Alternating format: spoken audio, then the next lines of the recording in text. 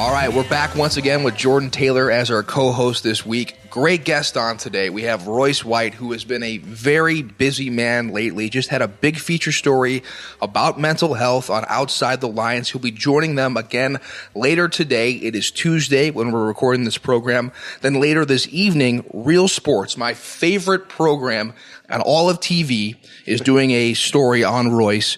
And I thought it was really telling in the tease for the story. You said, I challenged policy and I rightly challenged it. Royce, what can we expect from this story tonight?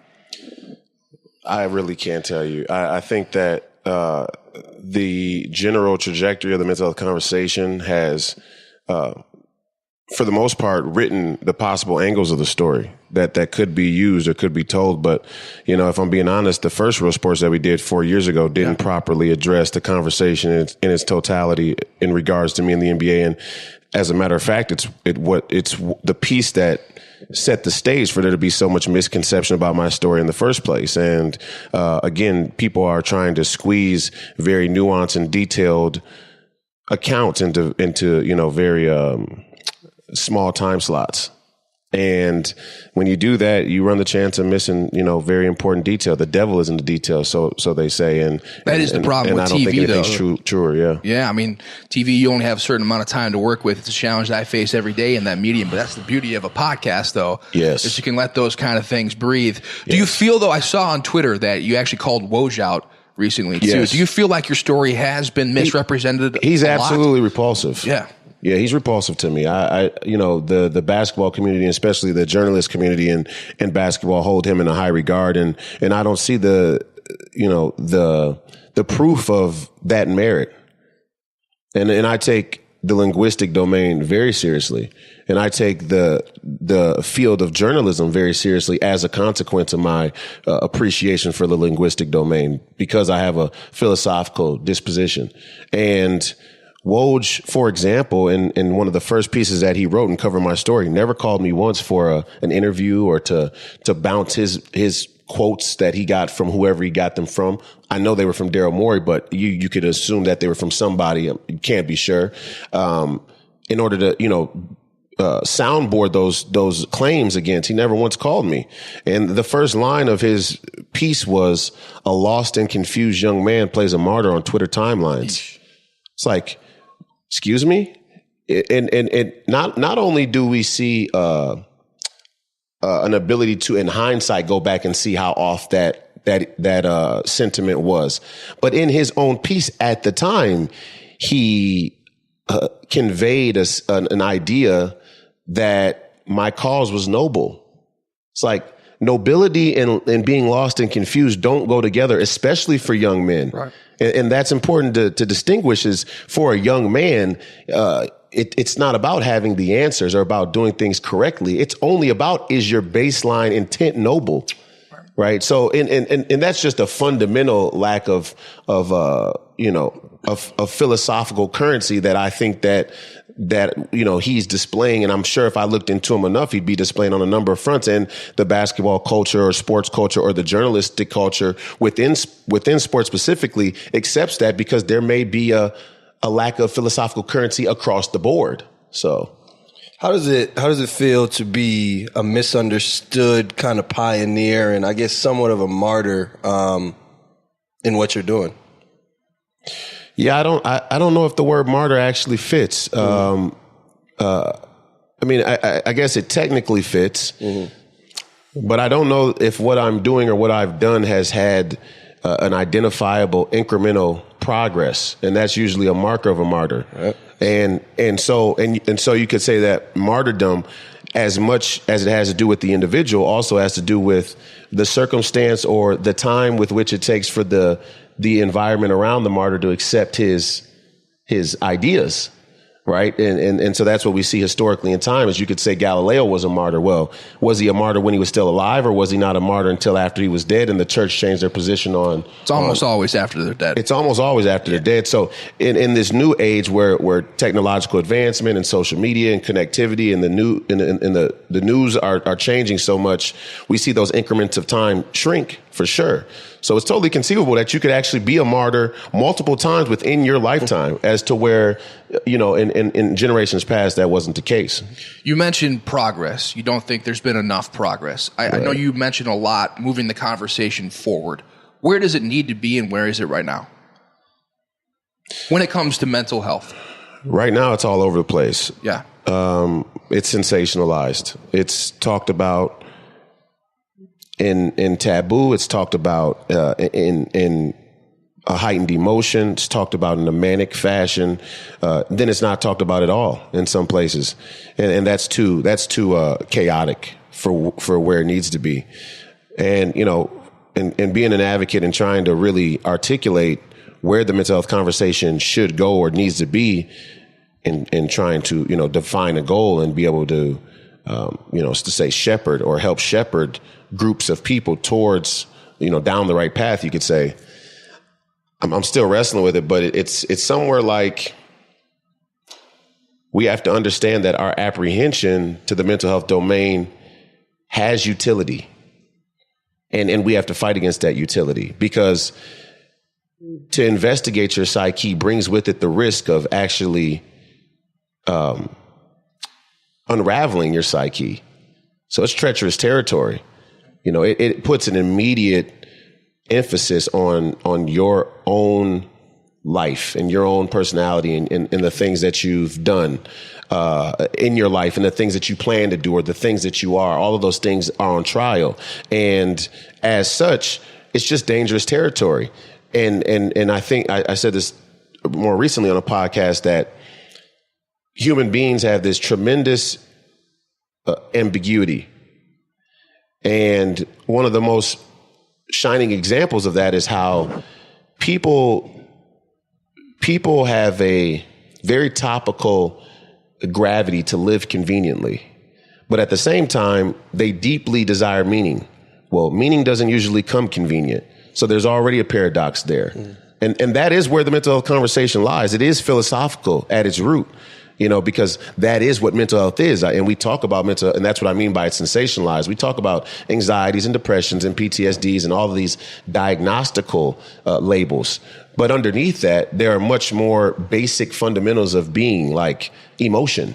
It's like, anger, rage, sadness, happiness, neuroticism, and a whole host of other things that we have to address and accept as part of the mental health conversation to get to the root. Yeah.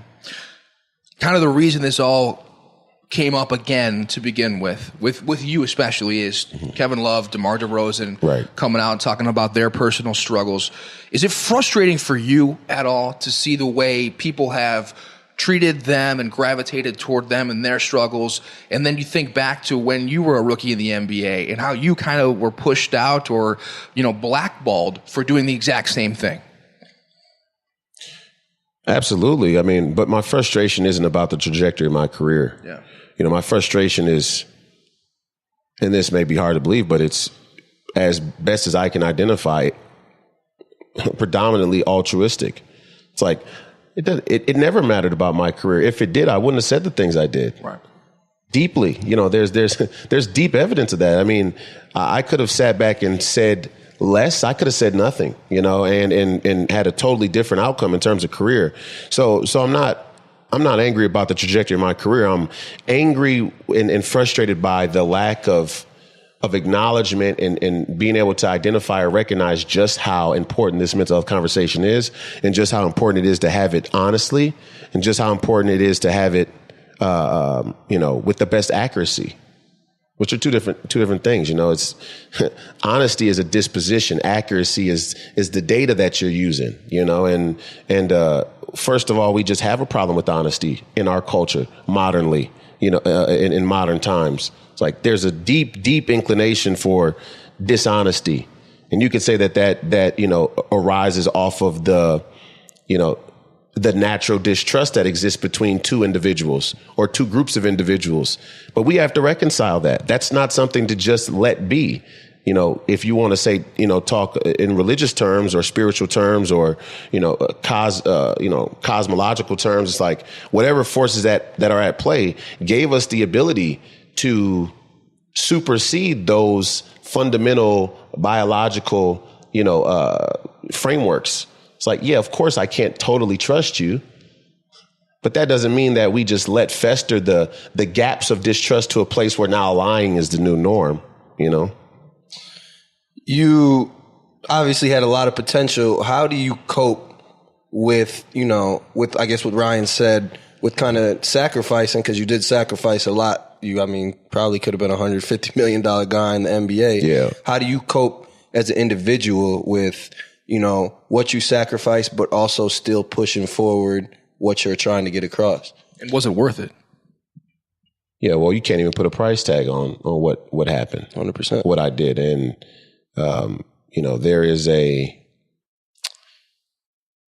my ability, I'd say, to be able to cope with it is that understanding, which is why I say that the mental health conversation is philosophical.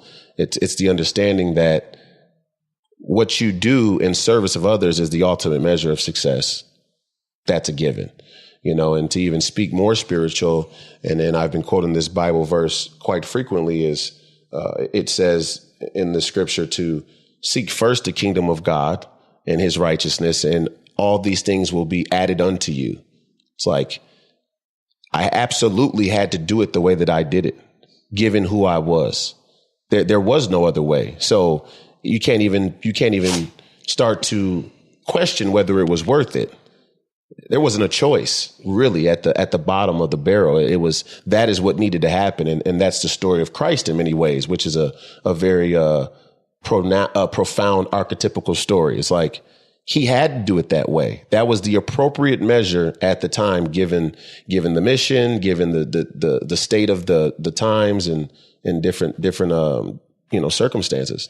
How have you progressed, since Pulley days, just in your mental state and the way you've approached what you want to get done? Is this how, because obviously going back, we envisioned being in the NBA from the times we went to Kingwood Classic and, we're killing Friends of Hoops and a bunch of NBA superstars, and you're out there and you got 30. Mm-hmm. I can't even imagine that this is how you envisioned things going for you at this age in your life, or is it? It's hard to say. There was definitely always a part of me that was dispositioned this way. And if I'm being honest, I would say that, and this as well as being a ball player, but a high level ball player, is that there is a mechanism at work in sports culture that de-incentivizes the athlete to be his true, authentic individual self. 100%. Not only around his teammates, but around his coaches and around the media, but more so at our level in away from the media, it's about the interpersonal between teammates. Yeah. It's like, even you being your authentic self around your teammates runs the risk of changing your status in the immediate climate, is whether that's your personality, introverted, extroverted, your beliefs religiously, politically, whatever it is, all those things run the risk of shifting your ability to get the desired outcome in the athletic way or in the athletic part or portion of the game.